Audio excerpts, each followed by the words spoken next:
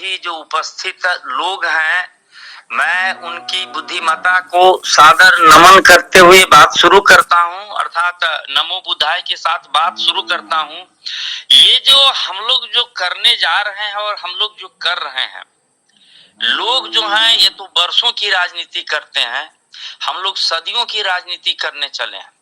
ये संस्कार और ये संस्कृति इतना महत्वपूर्ण चीज है कि आदमी और जानवर में यही अंतर है। जो समाज संस्कृति के मैकेनिज्म क्रिया विधि को समझ गया कि ये काम कैसे करता है, ये चलता कैसे है, वही वस्तुतः शासक होता है। और बाकी जो है उस संख्या उंख्या पर आप लोग मत जाइए, क्वालिटी इंप्रूव कीजिए। यहूदियों की संख्या विश्व में शायद 0.5% या 0.2% है, लेकिन 1/3 नोबेल पुरस्कार उन्हीं के जिम्मे हैं। और उद्यमिता में भी 1/3 उद्यमियों की पूंजी भी कुछ एक यहूदी लोगों में ही है। तो क्या है? ये क्वालिटी है। तो क्वालिटी जो है संस्कार से आता है, और संस्कार में बहुत सा चीज समेटे हुए है। अब संस्कार संस्कृति को भी थोड़ा सा हम बता दें, रिपीटिशन नहीं करते हुए भी। संस्कार जो है जो हम अपनी संस्कृति से सीखते हैं, और संस्कार संस्कृति क्या है? आज जो कुछ हम लोग हैं, आज यहाँ बैठे हैं, चाहे जो हम सोचते हैं विचारते हैं, ये सब जो है हम अपनी संस्कृति से सीखे हैं।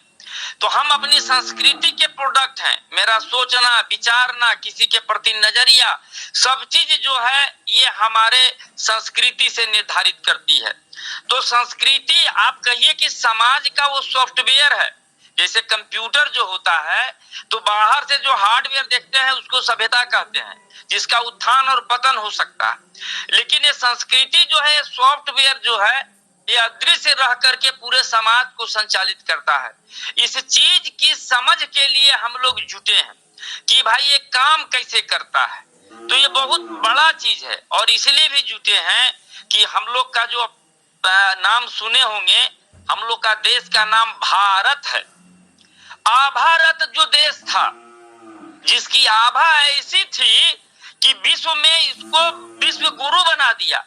आभा का तो आ हट गया और भा और रथ हो करके ये भारत बचा।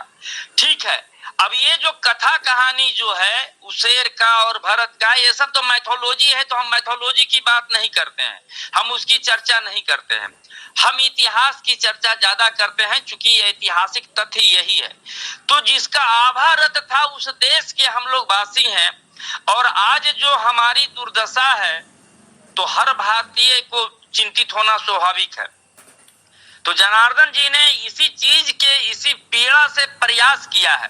आपको बता दें कि भारत को पहले मगध देश कहा जाता था, और मगध का जो शब्द है, पहले जो पुराने समय में मगध देश कहा जाता था, और मगध शब्द का अर्थ होता था पथ प्रदर्शक, समझे ना, मार्गदर्शक। वो देश जो दुनिया को मार्ग देता था, पथ का प्रदर्शन करता था, वो मगध देश भारत था। और भारत उस समय का विश्व गुरु था। आज हमारी क्या दुर्दशा है ये संख्या के हिसाब से, कि हम लोग आज संख्या में विश्व के सबसे बड़े कंज्यूमर स्टेट बने हुए हैं। माने हमारा जो पहचान है खाने पचाने वाला में, लीड करने वाला में नहीं है। तो इस दुर्दशा को हम लोग सुधार सकते हैं अपनी संस्कृति को सुधार करके। और आजकल जो संस्कृति के जो समाज में फैले हुए जो संस्कारक हैं, तो आप देखते होंगे कि वो अनपढ़ है, गंवार है, लोभी है, कामी है। कल कहानी सुना रही थी हमारी पत्नी कि लोकल बाजार में सब्जी लाने के लिए गई थी, तो जो लोकल मंदिर का जो पंडा था, वो बड़ा सा थैला लेकर के 2 गोभी वहां से उठा रहा था। उधर से तो नींबू महंगा था, तो नींबू वाला नुका रहा था कि अरे आ रहा है, और झट सा नींबू सुखाया। तो इस तरह लोभी कामी अनपढ़ गवारों के पास हम लोग अपना संस्कार को जो गिरवी रख दिए हैं, तो अब जागिए, समझे ना। हम लोग संस्कारक सिर्फ व्यवस्थित करना चाहते हैं कि ऐसा है जो संस्कार को जगाए। और आपको पहले भी हम बताए थे, पूर्व शब्द जो होता है वो कस्बा के लिए होता है, आबादी के लिए होता है। कानपुर, नागपुर, जबलपुर, रायपुर, जयपुर जो भी है, तो इस पुर का, इस कस्बा का, इस आबादी का जो हित देखता है उसी को पुरोहित कहते हैं। ये बात हम पहले भी बताए थे, आज रिपीट कर रहे हैं क्योंकि बहुत से नए लोग हैं। तो पुरोहित जो है ये पुर का हित देखता है। तो पुर का सिविल इंजीनियर है कि बिल्डिंग का मेंटेनेंस देखेगा, उन लोगों को देखता है, उन लोगों के समझ को देखता है, उनकी समृद्धि को देखता है, उनकी संस्कृति को देखता है, उनका रुचि, ज्ञान, समझ रहे हैं ना, शांति, समृद्धि, सब चीज देखता है। तो सब चीज हम लोग को देखना है, हम लोग को जगना है। और हम लोग कुछ नहीं कर रहे हैं, वो पुरानी जो विरासत है, जो पुरानी हमारी संस्कृति है, उस पर जो धूल गर्दा हो गया है, कोई कचरा उचड़ा जो फेंक दिया है, वो मिरर है, आईना है, धूल के पड़ जाने से मिरर अपना जो है गुण स्वरूप खो नहीं देता है। तो हमको धूल को साफ करना है, झाड़ू से भी, पानी से भी, और उस पर कोई दाग लगा हुआ है तो उसको भी। फिर देखिए कि कैसे चमकता है। भारत ही नहीं चमकेगा, हम आप सब चमकेंगे। तो आप संस्कारक की बात को समझिए।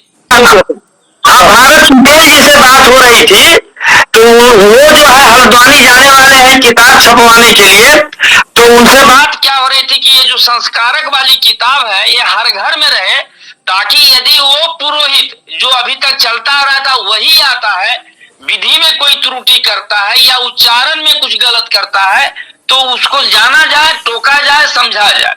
और दूसरा जो हमारे संस्कारक हों उनको एक हैंडबुक कम से कम मिले कि प्राइमरी रूप से उसको देख लें, और बाकी तो फिर रंजन जी जैसे विद्वान, चाहे और भी लोग जो हैं वो सब जुड़े हुए हैं, तो वो सब फिर बात को और आगे बढ़ाएंगे।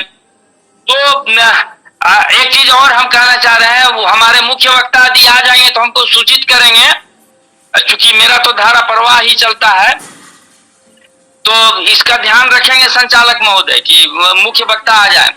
तो हम लोग ये जो काम कर रहे हैं इस बात को आप समझिए और इसको हम लोग करें।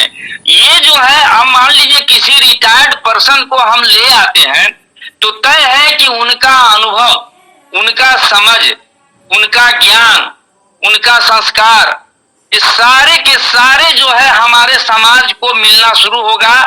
उनकी उम्र भी बढ़ेगी, और जो कुछ उनको दान दक्षिणा भी यदि मिलता है, यदि उनको आवश्यकता नहीं है, तो वो ही दान दक्षिणा समाज के हित में ही जाएगा, पुस्तकालय में जाए, विद्यालय में जाए, या और शिक्षण प्रशिक्षण कार्यक्रम में जाए। तो इसीलिए इस बात को समझना है कि संस्कारक जो है, ये जो ट्रेडिशनल जो है, लोभी है, अनपढ़ है, उसको हमको तो पहले एनी हाउ रिप्लेस करना है। इस बात को समझिए। काहे जो है कोई जो है उसी को समझ रहा है और पूछ रहा है। तो हम लोग तैयारी कर रहे थे आज यहाँ जहाँ हम रहते हैं बिहार के बिहटा में, तो विनोद यादव जी एक हैं, एक जुझारू व्यक्ति, तो उनके साथ जो है यहाँ पर जो है कुछ लोग आए हुए हैं। आज पहला जो है हम लोग 4 आदमी जुटे हैं। इनका कहना था कि देखिए ये सब जो अत्याचार हो रहा है, और जो तथाकथित जो परंपरागत धर्म के लोग भी हैं वो कहीं पहुंचते हैं और कहीं नहीं पहुंचते हैं, तो हम लोगों को क्या करना चाहिए? हम कहें कि भाई संस्कार बदलिए, संस्कारक बदलिए, सब कुछ अपने आप बदल जाएगा। और ये शांत क्रांति है, साइलेंट रेवोल्यूशन है, बिना कुछ कहे हुए और बिना कुछ किए हुए। हम कहें कि जब लोग जुड़ेंगे, तो मैं विनोद जी से बता रहा था कि हम लोग जो है उद्यमिता पर भी क्लास कर देंगे। फिर उस ग्रुप में जहां बुलाइएगा कुछ जुटेंगे, तो युवाओं को भाई उद्यमिता होता क्या है, वित्तीय साक्षरता, समझदारी क्या है, कैसे पैसा रखना चाहिए कि बेमतलब का सब चीज में खर्चा जो हो रहा है उसमें से कैसे कटौती, साइकोलॉजी क्या है, फिलोसफी क्या है, इकोनॉमिक्स क्या है, ये मूल बात हमको समझना है। तो तीसरा चीज उसमें हम बता रहे थे सोशल ऑडिट का, जो भी कभी बताएंगे। तो हम लोग जो संस्कारक का है, आप इसको सिर्फ धार्मिक अनुष्ठान मत समझिए, ये हमारा अर्थव्यवस्था भी है, ये हमारी अर्थव्यवस्था को भी संभालेगा, और हमारा जो है अर्थव्यवस्था को संभालेगा। हमारा जो दर्शन जो है, मूल जो फिलोसफी कहिए, उस चीज को समझेंगे कि हम लोग मौलिक रूप से क्या अलग कर रहे हैं। कल एक ग्रुप में जुड़े हुए थे, वीरपाल सिंह हैं, रिटायर्ड आईएएस हैं और विदेश उदेश काफी घूमे हुए हैं। तो उनका मानना था कि निरंजन जी आप जो हैं ये तो ब्राह्मणी संस्कार को ही बढ़ावा दे रहे हैं। हम कहे कि सर ये तो आंखों से जिसको दिखता है उसको इतना ही दिखेगा, लेकिन जो दिमाग से देखेगा, जिसको मानसिक विजन होगा, उसको बहुत दूर तक दिखेगा। हम कहे कि सर यही अंतर है सिपाही में और एसपी में।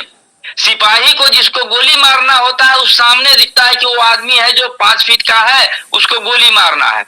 लेकिन जो एसपी होता है उससे वो कई महीना आगे देखता है, काफी दूर तक देखता है कि इसका क्या प्रभाव होगा नहीं होगा। तो ये जो जिनको दिखता है आंखों से कि आप ब्राह्मणी संस्कृति का ही अनुपालन कर रहे हैं, ये आंखों से दिखने वाले को तो दिखेगा यही, लेकिन जिनके पास मानसिक विजन है, मानसिक दृष्टि है, उसको बहुत दूर दिखेगा। इसीलिए हमने शुरू में कहा कि ये दशकों का बदलाव नहीं है, ये सदियों की राजनीति है, ये सहस्त्राब्दियों की राजनीति है। इसको समझना है और बड़ा शांत है, किसी को कोई आपत्ति नहीं है। क्यों आपत्ति होगा? एक अनपढ़ गंवार मूर्ख लोभी कामी संस्कारक को तो ही बदल रहे हैं। बाकी क्या होगा हमको ज्यादा नहीं सोचना है, लेकिन दिमाग का जब आप दृष्टि, दिमागी विजन जब लगाइएगा तब आपको सब चीज समझ में आएगा। हमको समझाने की कोई जरूरत नहीं होगा। और मैं तो चाहता हूँ सर बीच में बोलने के लिए माफी चाहूंगा सर।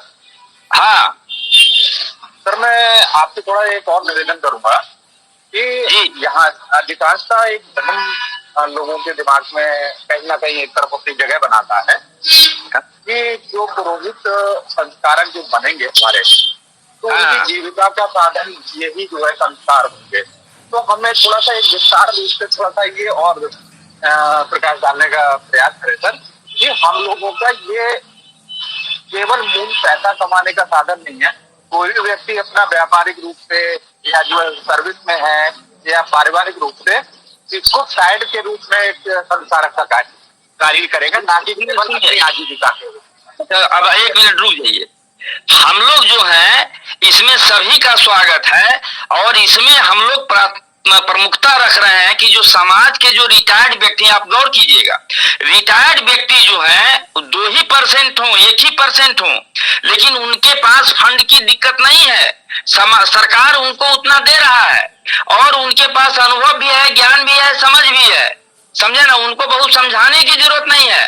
उनको सिर्फ हम ये कह रहे हैं कि आप नजर इधर नहीं, जरा सा दक्षिण के तरफ दौड़ाइए, पश्चिम के तरफ दौड़ाइए, बाकी वो सब देखने लगेंगे। पहली बात।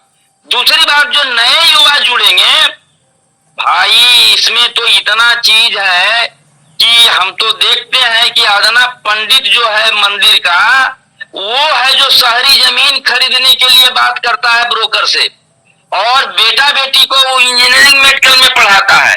तो आपको कहाँ आप रिसोर्स की बात कर रहे हैं? अरे जिनको है वो समाज को कुछ देंगे, वो समर्थन सिर्फ करेंगे, उपयोग करेंगे। सबको, पांचों उंगली को एक बराबर मत कीजिए। जिनकी जो भावना, जो सामर्थ्य, जो इच्छा, जो सामर्थ्य होगा, सबको इसमें है। अब इसका मतलब ये थोड़ा है कि कोई विद्यार्थी तो पढ़ाई छोड़ दे इसमें, इसके लिए, कोई बिजनेस कर रहा है तो बिजनेस छोड़ दे इसके लिए, या नौकरी कर रहा है तो नौकरी छोड़ दे। अरे जो जिसमें काम कर रहा है उसको करे। आप अपना नजरिया को ब्रॉडर कीजिए और आप अपने में जो है ना समाज के सभी लोगों के बारे में सोचिए, आपको खुद समझ में आ जाएगा। इसलिए इसमें परेशान होने की कोई जरूरत नहीं है।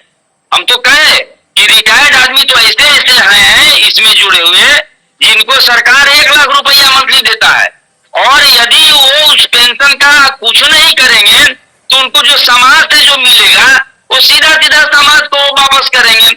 अनाथालय में, तो चिकित्सालय में, तो विद्यालय में, पुस्तकालय में, जो उनको समझ में आएगा कि कैसे बेहतर कर सकते हैं। अब उतने लंबे अनुभव के बाद वो क्या करेंगे? आपको लगता है कि वैसे अनुभवी और समझदार आदमी को हमारे और आपके जैसा समझदार आदमी को समझाने की जरूरत है? एकदम जरूरत नहीं है। उनको सिर्फ जगने जगाने की जरूरत है। तो हम लोग वो इतना ही सीमित रखें, ज्यादा कंट्रोल करने का प्रयास नहीं करें, नियंत्रित करने का प्रयास नहीं करें। वो लोग खुद समझदार हैं और खुद जानकार हैं। उनको सिर्फ बताना है कि हम लोगों ने ये सोचा है, ऐसे सोचा है। यहाँ जो हमको ये विनोद जी जो है ये बताए इतर हम लोग क्या करेंगे? हम के गांव के जो मानिंदे और सबसे बड़े आदमी हैं उनके दरवाजा पर पहुंचेंगे, समस्या रखेंगे, हम कोई समाधान नहीं बताएंगे, उनके मुंह से सुनेंगे कि चाहे एक विचार रखेंगे कि कुछ लोग इस पर ऐसा कहते हैं, आपकी क्या राय है?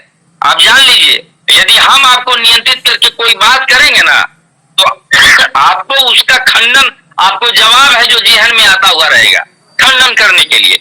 लेकिन वही बात आपसे यदि हम उगलवा दें तो आप उसके पक्ष में जो है आप खड़ा हो जाइएगा, नहीं सर। तो हमारी समझदारी ये नहीं है कि हम किसी को रास्ता दिखाएंगे।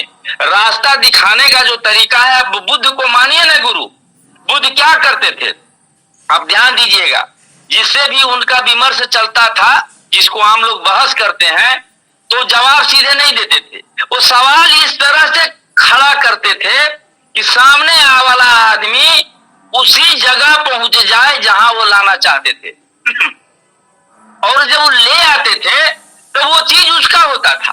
तो हम इनके जो साथ में गांव में जाएंगे, जो मानिंदे आदमी होंगे, उनको समस्या कहेंगे कि देखिए देवरिया जिला में ऐसे हो गया, बांदा जिला में ऐसे हुआ।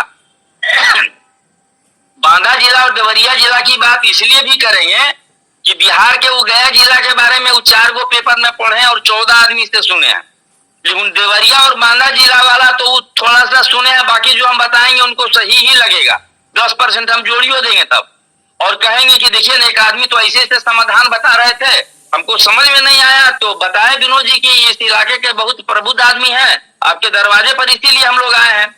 और वो बात निकल करके उनके मुंह से जब आएगी तो उसका समर्थन वो कैसे करेंगे वो हमको कहने की जरूरत नहीं है, समझे ना। हम तो थोड़ा एकेडमिक भी हैं। अब्राहम का मैस्लो थ्योरी जो आप पढ़िएगा मोटिवेशन का, तो आप देखिएगा कि प्राइमरी लेवल में तो फिजियोलॉजिकल नीड्स की जरूरत है, सोने खाने पीने भूख का, उसके बाद जो ऊपर में जो है सिक्योरिटी और जो क्या कहता है अदर जो नीड है उसका है, लेकिन बाद में जब आप देखिएगा तो सेल्फ एक्चुअलाइजेशन शब्द है। हम उनके लिए बोल रहे हैं जो इसमें एकेडमिक है, बाकी क्षमा प्रार्थी है, बात को जरा सा सुनिएगा। सेल्फ एक्चुअलाइजेशन है कि जब लगता है कि नहीं हम सब कुछ कर चुके हैं, अब जो है समाज के लिए हमको कुछ करके जाना है, तो उस अवस्था वाले आदमी को हमको बहुत नहीं समझाना है, उस अवस्था में उनको हम ले जा करके पहुंचा देंगे। हम बच्चों को भी बताते हैं कि जानवर और आदमी में क्या अंतर होता है, फिर दोहरा दे रहे हैं आप लोगों को भी। जानवर बच्चा पैदा करता है, उसको पालता पोसता है और उसको देखते हुए मर जाता है। जो काम 2 पैर वाला जानवर भी इतना करता है, वो भी 2 पैर का जानवर है, आदमी नहीं है। इन बच्चों को समझाया कि तुमको बड़ा बनना है तो अपने विचार में अपने परिवार के अलावा समाज को संभालो, मानवता को संभालो, और यदि प्रकृति को संभालिए तब तो तुम बुद्ध हो गए। तो सब समाज में यही आदमी और जानवर में अंतर है। जानवर तो पहले सोचता है, आदमी भी सोचता है, लेकिन जानवर और आदमी के सोच में एक बेसिक डिफरेंस होता है। जानवर सिर्फ सोच सकता है, लेकिन आदमी जो है अपने सोच पर भी सोचता है, इसीलिए इसको बुद्धिमान व्यक्ति कहते हैं।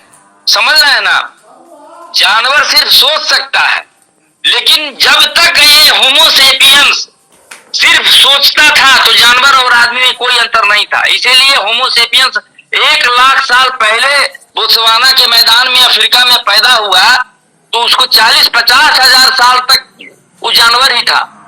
लेकिन जब उसको कॉग्निटिव रिवोल्यूशन आया, समझ में आया संज्ञानात्मक किसी चीज को समझने का, देखने का, उसका समझने का, संबंध बनाने का, निष्कर्ष करने का, जैसे आसमान में बादल आया, जमीन हरा भरा हो गया, ये समझ में आया, तो गया लोग के पास कि विनोद जी अरे देखिए बादल आया था तो जमीन हरा भरा हो गया।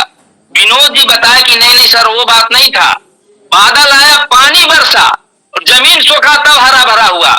इसी को बुद्ध जो है धरती के पहले व्यक्ति थे जो इस समझ के लिए सूत्र दिए थे। बुद्धम शरणम गच्छामि, बुद्धि के शरण में जाओ।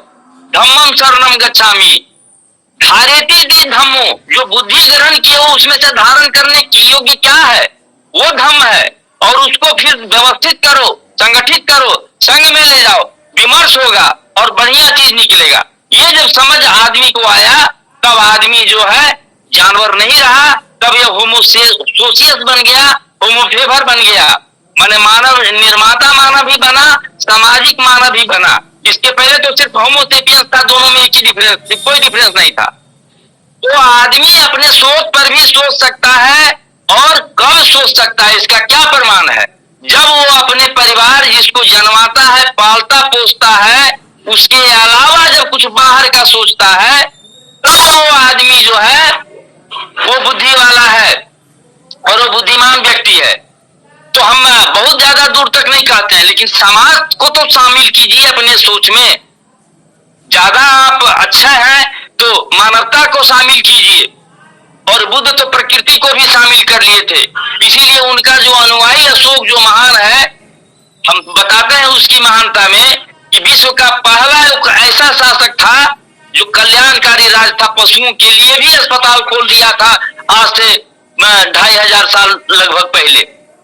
तो हमारा कहना है कि हम लोग एक बड़े उद्देश्य के लिए लेकर के चले हैं, बड़े लक्ष्य के लेकर के चले हैं, और इस पर जो है हम लोग बहुत ढंग से काम कर रहे हैं, थोड़ा और व्यवस्थित। और तो हम तो इन लोगों का जो आज आए हैं मेरे दरवाजे पर, इनका उत्साह देख देख कर करके तो हम तो बड़ा प्रफुल्लित है कि चलिए अब ये कोई नहीं कहेगा कि निरंजन सिन्हा सिर्फ थ्योरेटिकल काम कर रहा है, हम जमीनी काम कर कर करके यहाँ शुरू कर रहे हैं। ये विनोद यादव जी हैं, ये राम पुकार सिंह हैं और ये सुधीर कुमार जी हैं। तो ये है, और अधिवक्ता आए हैं तो सर उनको आमंत्रित किया जाए, जनार्दन जी, या किसी को कुछ पूछना? सर सर जो अभी 3 साथी आपने दिखाए हैं, भी थोड़ा सामने की तरफ से। हाँ, मेरा परिचय, मैं नरेंद्र सिंह यादव, हरपालपुर हरदोई उत्तर प्रदेश से आता हूँ, और मैं बहुत बहुत धन्यवाद करता हूँ भाई जनार्दन पटेल जी का। अभी हमने आदरणीय निरंजन जी को सुना, बड़ा अच्छा लगा। इस प्रशिक्षण केंद्र में जो लोग जुड़े हैं उनका मैं बहुत बहुत आभार व्यक्त करता हूँ, अभिनंदन करता हूँ। मित्रों, ये प्रशिक्षण केंद्र जो आदरणीय जनार्दन पटेल जी ने रखा है, ये बहुत ही स्वागत योग्य है। और इस पुरोहिती के लिए हम लोगों ने सन 1984 में एक बहुत बड़ा अभियान छेड़ रखा है, और आज तक उसको हम लगातार जारी किए हैं। अब हम ये बताना चाहेंगे कि इसकी आवश्यकता क्यों पड़ी। हमने एक छोटा सा कार्यक्रम रखा था अपने घर पर। हमारे पड़ोसी चांदापुर गांव के 28 ब्राह्मण आए। उन लोगों ने खाना खाने से पहले, भोजन करने से पहले ही ये आदेश दिया कि सबसे पहले हमारे पैर धो जाएं और उसके बाद हम भोजन करेंगे। हम लोगों ने साफ साफ मना कर दिया। मैंने नरेंद्र सिंह यादव इस कुकर्म को नहीं करता है। तो उन ब्राह्मणों ने हम लोगों का बहिष्कार किया, कहने लगे बालक बहुत बोलता है, ये श्राप देने योग्य है। उन लोगों ने कहा कि हमारा बहुत बड़ा अपमान हुआ, मैं भोजन नहीं करूंगा। बगैर भोजन करे 2800 ब्राह्मण हमारे दरवाजे से चले गए। बिरादरी का बहुत बड़ा असर पड़ा हम पर। कहने लगे ये मृत्युभोज कैसे होगा, सत्यनारायण कथा कैसे होगी, हवन कैसे होगा, शादी विवाह कैसे होगी, आदि आदि। तो हमने इसकी हिम्मत नहीं हारी और इस ब्राह्मणवादी व्यवस्था को ध्वस्त करने के लिए हम लोग जुट गए। सबसे पहले अपने गांव में हमने मीटिंग किया, 6 पुरोहितों का चयन किया। हमारे आचार्य चरण सिंह जी काफी हमारा सहयोग किया और अपने गांव में हमने सबसे पहले शुरुआत की। हरदोई जनपद में समाज सुधार समिति का स्थापना हम लोगों ने सन 1984 में किया था, जिनका हमने अध्यक्ष जो है समिति का आदरणीय मास्टर राम सिंह यादव को चुना और उनके नेतृत्व में हरदोई जनपद में 2500 पुरोहितों का चयन किया। उनका हम लोगों ने एक जगह नहीं, 10 जगह ट्रेनिंग सेंटर लगवाए। हर जगह सेंटर पर 200, 300, 400 लोगों को बुला करके उनको ट्रेनिंग दिलवाया। इटावा और मैनपुर की धरती पर जहां हम 1979 में ट्रेनिंग किया और ट्रेनिंग करके हम इटावा के भरतनाथ तहसील में 30 वर्ष गुजारे हैं। मैनपुरी मैंने किसनी विधानसभा क्षेत्र में अपना हेडक्वार्टर बनाया था। इटावा से पर डे किसनी आता था, तो हमने दोनों जिलों को कवर किया। औरैया से लेकर जसवंतनगर तक हमने 1200 पुरोहित इटावा जनपद का चयन किया। मैनपुरी का ऐसा कोई ब्लॉक बाकी नहीं था जहां हम लोगों न गए हों, और गांव गांव जाकर हम लोगों ने पुरोहितों का चयन किया। मैनपुरी जनपद में 1000 पुरोहितों का चयन किया मित्रों। वैसे हम लोगों ने खूब घूमे हैं, फिरोजाबाद से एटा तक, औरैया से कन्नौज तक, फरुखाबाद, शाहजहांपुर, सीतापुर, उन्नाव, रायबरेली, हर जगह जहां कहीं भी हम लोग गए पुरोहितों का चयन किया।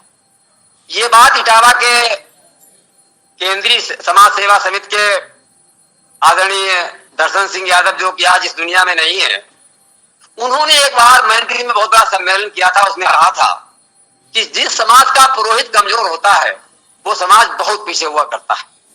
उनकी ये बात हमारे दिमाग में बैठ गई, क्योंकि काम तो हम शुरू कर चुके थे और मजबूती के साथ हम लोगों ने दृढ़ इच्छा शक्ति के साथ, बड़ी हिम्मत के साथ समाज में जोरदारी से प्रचार किया। मित्रों, जब तक हमारा समाज क्रांतिकारी विचारधारा के साथ समाज में परिवर्तन की बात नहीं करेगा, तब तक ये जो समाज में कुरीतियां, अंधविश्वास, ढोंग ढकोसला, जैसा कि हमारे आदरणीय निरंजन जी ने अभी को हमने सुना, उनकी बात से मैं 100% सहमत हूं।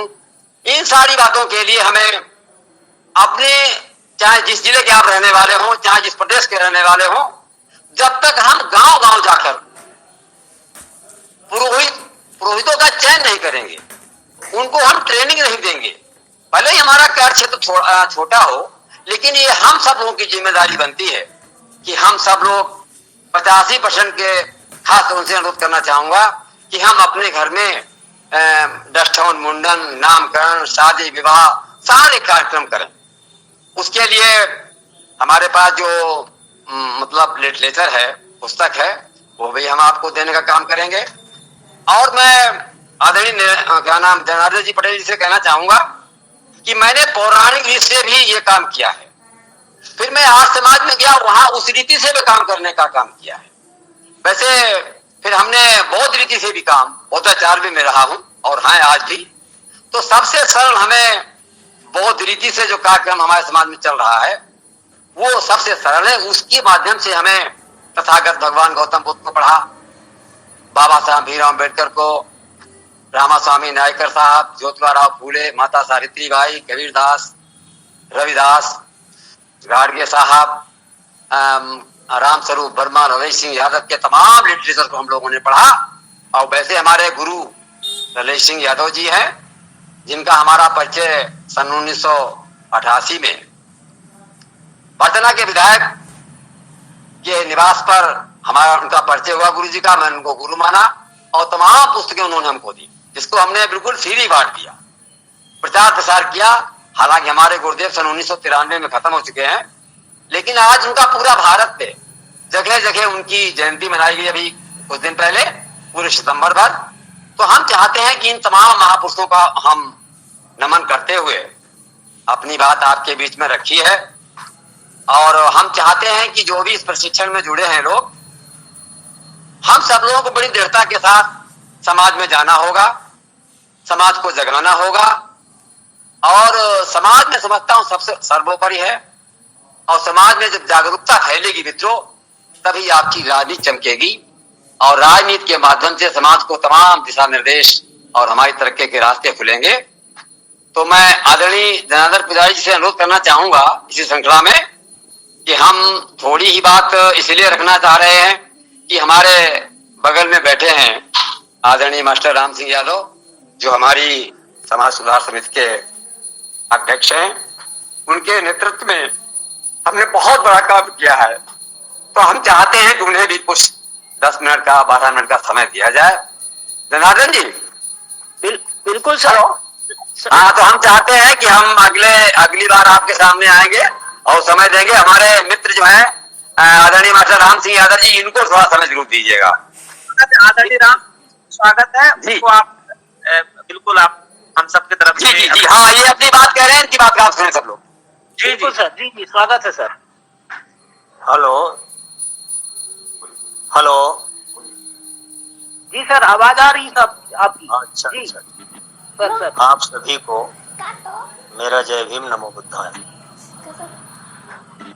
मैं समाज सुधार समिति के माध्यम से हम और हमारी पूरी टीम ने ब्राह्मणवाद को समूल नष्ट करने का संकल्प लिया हुआ है और हम ऐसा मानते हैं जो तथाकथित जिसे धर्म हमारा समाज मान रहा है उसको यदि ब्राह्मण धर्म कहा जाए तो ज्यादा बेहतर होगा। धर्म की परिभाषा जो इनके पूर्वजों ने लिखी है उसके द्वारा ही इनका ये सारा पाखंड या यूं कहें ब्राह्मण धर्म खंडित हो जाता है। इनके पुरखों ने ही लिखा है आत्मना प्रतिकूलानि परेशान न समाचरेत्। माने हम जो हमारे विपरीत है, जैसे गाली अगर हमको कोई देता है हमें अच्छा नहीं लगता है तो हम भी किसी को गाली न दें। हमारा कोई अपमान करता तो हम भी किसी का अपमान न करें। हमारे साथ कोई अन्याय करता तो हमें दिक्कत होती है तो हम भी किसी के साथ अन्याय न करें। इससे बेहतर मेरी समझ से धर्म की कोई परिभाषा हो नहीं सकती। मैं राजनीति से भी बड़े लंबे अरसे से जुड़ा रहा हूं, लेकिन अंततः मैं एक सामाजिक कार्यकर्ता के रूप में ही काम करना मुझे पसंद आया, क्योंकि इस देश के एक बहुत बड़े राजनीतिक मानवर कांशीराम ने कहा है कि जिसकी जड़ें समाज में गहराई तक नहीं होती हैं वो राजनीतिक प्लेटफॉर्म पर ज्यादा मजबूती के साथ और अधिक दिनों तक टिक नहीं सकता। इसलिए सामाजिक जड़ें हमारी गहरी होनी चाहिए। हमारे समाज में जड़ें ब्राह्मणवाद की काफी गहराई तक फैली हुई हैं। जब तक हम उन्हें समूल नष्ट नहीं करेंगे और स्वतः सामाजिक न्याय की बात और जीवन का मकसद क्या है, ये ऊंच नीच का भेदभाव, माने संपूर्ण ब्राह्मणवाद को हम समूल नष्ट नहीं करेंगे तब तक हमारा समाज में जागरूकता नहीं आएगी। हमारे समाज की गुलामी का एक बहुत बड़ा आधार हम मानते हैं, जिसमें भाग्य, भगवान और 33 करोड़ देवता। माने जो मनुष्य इस सृष्टि का श्रेष्ठतम प्राणी कहा जाता है वो जानवर से भी कई गुजरी जिंदगी जीना उस स्थिति में स्वीकार करता है जब वो अपने को बहुत ही कमजोर, गया गुजरा, जानवरों से भी कमजोर मान लेता है और इस पराधीनता के तहत ही वो सृष्टि का श्रेष्ठतम प्राणी सबसे निकटतम होकर के बहुत कई गुजरी जिंदगी जीने के लिए मजबूर होता है। मैं समझता हूं ये जो पुरोहिती का जिक्र हमारे भाई साहब ने किया है,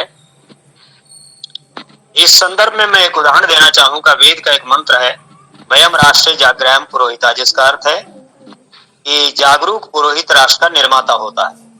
तो ये लिखने वाले उन्हीं के लोग हैं और इसलिए संपूर्ण पुरोहिती पर उन्होंने कब्जा कर लिया और जिसके माध्यम से हमारा पूरा समाज गुलाम बन गया उनका, और उन्होंने अपने हिसाब से समाज को चलाना, समाज का शोषण करना और समाज का अपने स्वार्थ के लिए उपयोग करना जारी रखा है, आज भी जारी है। उसके लिए हमें इस पुरोहिती को भी अपने हाथ में लेना ही होगा, तभी हम इस समाज की नकेल अपने हाथ में लेकर और समाज को गुलामी से मुक्त करा के और स्वस्थ और कल्याणकारी विचारों के माध्यम से हम समाज को गतिशील बनाने में समर्थ होंगे। मैं समझता हूं आप लोगों का जो मिशन है, लगभग हम लोगों का भी वही मिशन है और इस मिशन को हम लोग पूरे देश में फैलाने के लिए संकल्पित होकर के चाहे ऑनलाइन या ऑफलाइन जिस तरीके से भी संभव हो एक टीम के रूप में वर्क जारी रखें। हमारे अंदर जो डर की भावना है हमारे समाज के अंदर, ये सबसे ज्यादा खतरनाक है।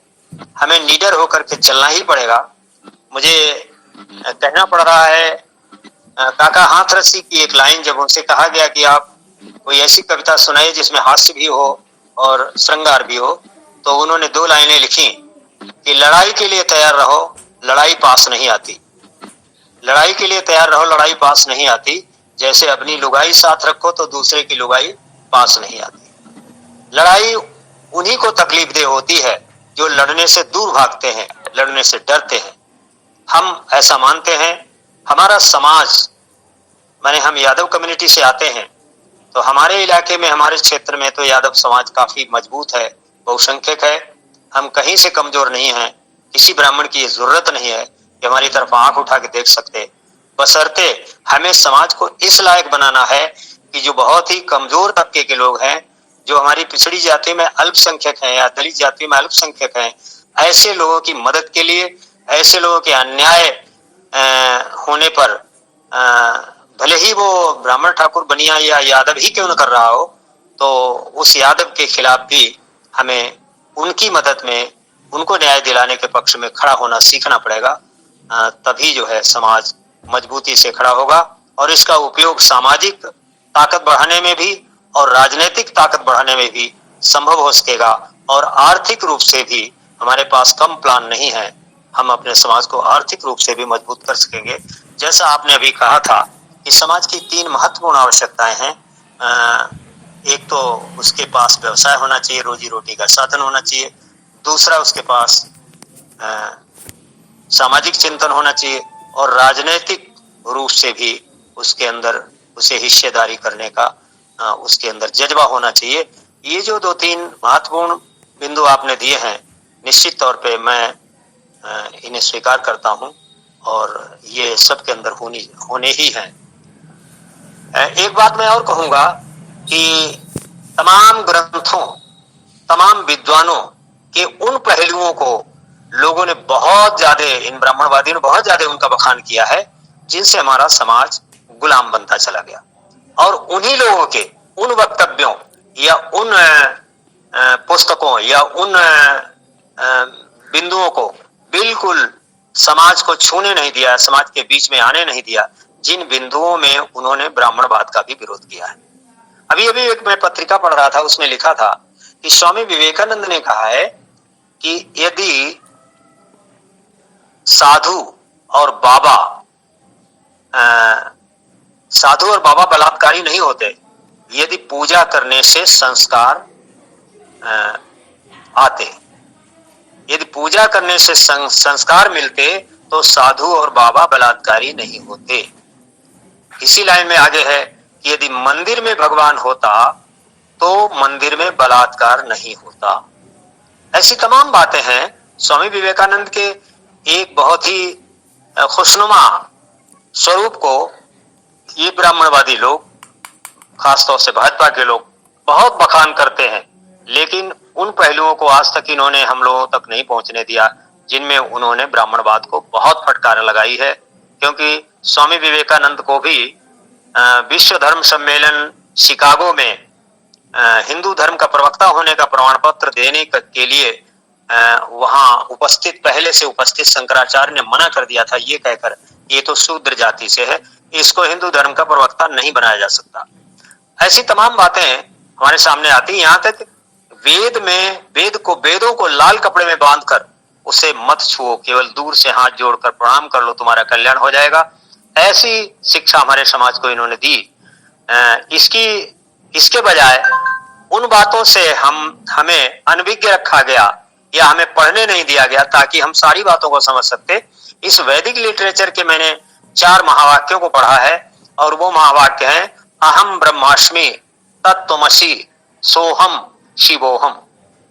और इनका एक ही अर्थ है, अहम ब्रह्मास्मि माने मैं ही ब्रह्म हूं, तत्त्वमसि वो तुम ही हो जिसको तुम खोज रहे हो, और सोहम सह का विसर्गे संधि होने से ओ हो गया है, सोहम बन गया है, सह अहम का सोहम होकर के इसका भी वही अर्थ है, वो मैं ही हूं।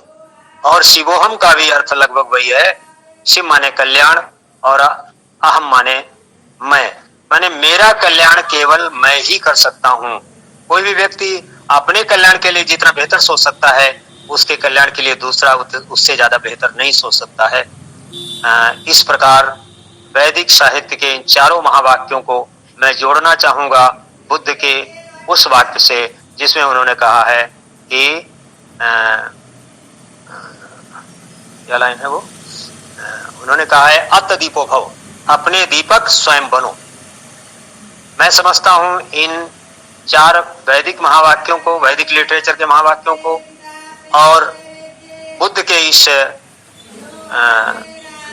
अत दीपो भव का अर्थ लगभग एक भाव इसका बनेगा, एक ही सारांश इसका निकलेगा, माने अपने दीपक स्वयं बनो, यानी हम अपने लिए स्वयं ही प्रकाश की व्यवस्था कर सकते हैं, वैसी व्यवस्था दूसरा कोई कहीं से भी नहीं प्राप्त कर सकता है। इन्हीं शब्दों के साथ आपको, मैं सबको, आपकी पूरी टीम को मैं बहुत बहुत धन्यवाद देते हुए और आपके इस प्रशिक्षण को समर्थन करते हुए मैं अपनी वाणी को विराम देता हूं। आप सबको बहुत बहुत धन्यवाद। बहुत धन्यवाद सर, बड़ा ही अद्भुत आपका प्रबोधन रहा है। आदरणीय राम सिंह यादव जी, आपका अभिनंदन, वंदन, आभार इस पूरे मिशन की तरफ से। अब आदरणीय नरेंद्र सिंह जी क्या कुछ और कहना चाहते हैं, और अगर कुछ प्रश्न करना चाहें तो उनका भी स्वागत है, अगर जो साथी होता है। आदरणीय पटेल साहब, मैं सिर्फ 2 मिनट और लेना चाहूंगा इस प्रश्न केंद्र में। मैं अपने सभी साथियों का जो यहाँ पर प्रशिक्षण लेने से जुड़े हैं, वो कहीं के भी रहने वाला हूँ, इतना मुझे परिचय नहीं है, लेकिन मैं सभी से अनुरोध करता हूँ कि बड़े साहस और हिम्मत के साथ समाज में इस परिवर्तन की लड़ाई में जोरदारी से भाग ले और अपने आत्मसम्मान की रक्षा करते हुए अपने को कहीं किसी भी युद्ध स्तर पर नीचा समझने का प्रयास न करें। सबसे पहले तो हम ये कोशिश करें कि जो हमारा अभिवादन है, अभिवादन में कहीं कहीं हमारा समाज झुक जाता है और बहुत नीचे स्तर पर चला जाता है। हम चाहते हैं कि जब सलाम के बदले सलाम है, राम राम के बदले राम राम है और जय भीम के बदले जय भीम है, तो मित्रों पालागन के बदले भी पालागन होना चाहिए। जो लोग एक कुत्ते से कम इज्जत देते हों, उनके बराबर भी नहीं देते हों, ऐसे लोगों से हमारा कोई रिश्ता नहीं होना चाहिए। जो 4 पाई बुनने वाला व्यक्ति दिन भर 4 पाई बिनता है और 4 पाई बिन गई, दौड़ लग गई, लंबादार ऊपर बिनने वाला नीचे बैठ जाता है।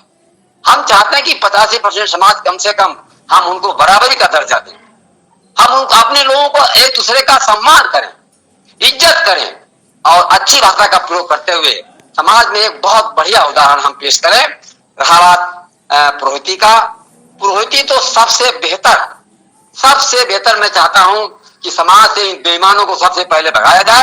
7.5 शनिचर, 8 बृहस्पति, पंडा, पुजारी, जोशी, भड्डरी, 5 रुपया का पत्रा पूरे समाज को चूतिया बनाता है, पूरे भारतीय समाज को बेवकूफ बनाने का काम करता है। मित्रों, ये हम लोगों के दिमाग से निकल जाना चाहिए। जब तक इन बेईमानों को गांव से और शहर और कस्बों से खदेड़ा नहीं जाएगा, डंडा लेके भगाना पड़ेगा। आप भले न मारें, लेकिन भगाने का काम जरूर करें। जब तक इनका हमारे घरों में आना बंद नहीं होगा, तब तक परिवर्तन मित्रों नहीं होगा। जनार्दन जी, कितने भी हम प्रशिक्षण लगवाएं, ये हमारे समाज के अंदर साहस और हिम्मत होनी चाहिए, तभी हम आगे बढ़ सकते हैं। इन शब्दों के साथ पुनः आप सब लोगों का बहुत बहुत स्वागत, बहुत बहुत धन्यवाद। बहुत बहुत धन्यवाद सर, बहुत बहुत अभिनंदन आपका। मेरे पास शब्द नहीं है कि मैं आपका धन्यवाद और ज्ञापित कर सकूं, और बिल्कुल नई ऊर्जा आपने हमारे इस मिशन में डाल दी है। और हमें अब जहां भी जरूरत पड़ेगी, जैसे हमारी आपसे बात हुई थी, चाहे बिहार हो चाहे मध्य प्रदेश हो, तो वहां भी हम आप लोगों को, आपकी टीम को आमंत्रित करेंगे कि आप अपने जो अनुभव है, तो आपने हजारों पुरोहित तैयार किए अपने जनपद में, उसी प्रकार से पूरे बिहार, पूरे मध्य प्रदेश और जहां जहां भी लोगों को आवश्यकता होगी, तो आप हमें सिखाएंगे, फिर हम आप और आगे और लोगों को सिखाएंगे। और ये क्रम तब तक चलता रहेगा जब तक हमारे 85% लोगों का आखिरी घर ऐसे ही जिनको निकालना है उनको निकाल नहीं देंगे।